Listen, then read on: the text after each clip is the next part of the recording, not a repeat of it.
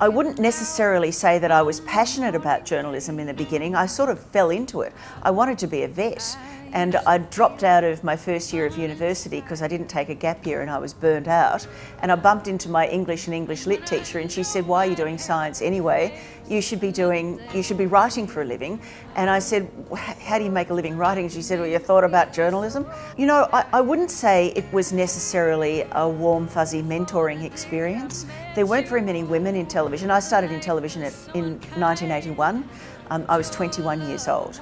And there were hardly any women on air, and the women who were on air were mostly reading the weather or they were entertainers. There were hardly any journalists. I'm not saying there were none, but there were hardly any.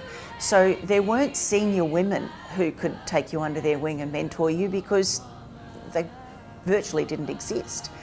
In the first 2 years that I was in television, I realised how much I had to learn. And I had a news director who was a very tough taskmaster. I mean, you have to remember in the early 80s there was no such thing as a human relations department. We didn't operate like that.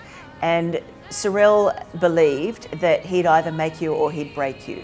And if he made you, then you were going to have enough, chutzpah to get you through a solid career in television.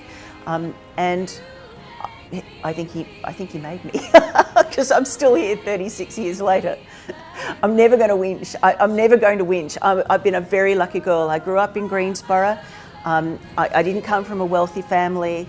I didn't have old school ties. I went to a state private school and a state high school, so there were no contacts. And I figure that everything that I have achieved has been a blessing. I consider I'm a very lucky. I've worked hard for my luck, but I'm a lucky girl.